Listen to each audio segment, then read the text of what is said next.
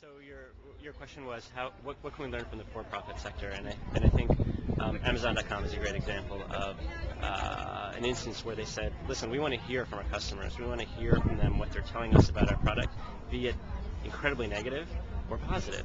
And what that resulted in is a community of people who gathered around Amazon.com as the source for real information about products they were interested in buying.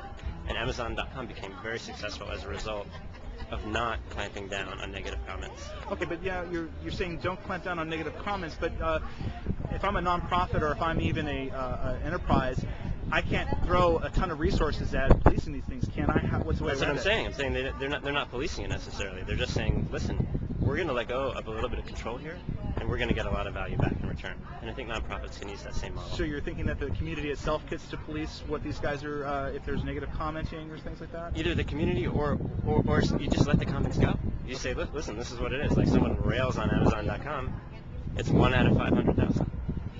Talk to me a little bit about what things you're hearing at the show, what things you're getting back from the community. Okay. Yeah, well, I mean, I think it's really great that you know, the Craigslist Foundation has created an ability for people to empower themselves and gain knowledge and develop, you know, critical skills that'll help them become better social change agents. And so I think that that from that regard, you know, it's great that we have, you know, so many people out here learning and trying to develop ways to change the world, to make the world a better place. So I'm really proud of them for being able to put this together. I'm happy to be here.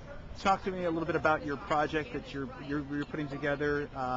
What's the name of it, and what do you want to do with it? Sure. So Ben and I are working on a project called the Extraordinaries, and basically it's an approach that allows busy people the opportunity to volunteer on small, short, simple, but incredibly rewarding volunteer projects through their mobile phone. Mm-hmm. You know, we're trying to increase the level of civic engagement, to get people more involved, to find ways where they can take action, they can give back to the community without a whole lot of commitment and a whole lot of time. So give me a scenario of how that would work. So say you're at the airport and you missed your flight and you have an hour free. You spend 20 minutes reading a magazine, you spend another 5 minutes buying some nuts, you eat your nuts, and then you think, hey, I still have some free time.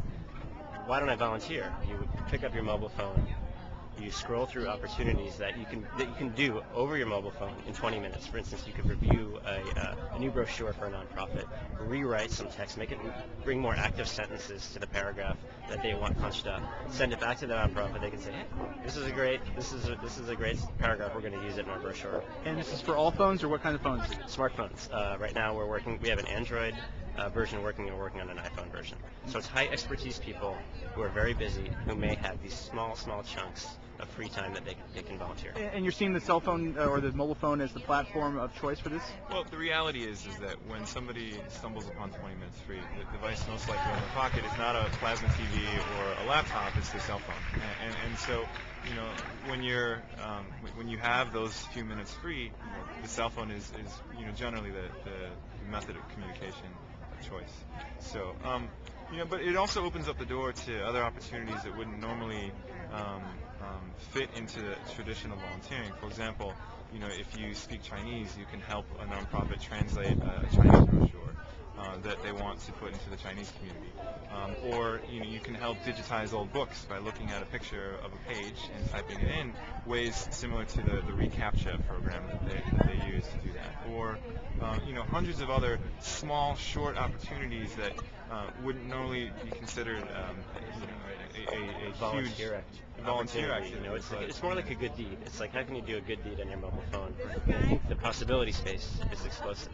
We're just beginning to uncover the possibility. All right. Gentlemen.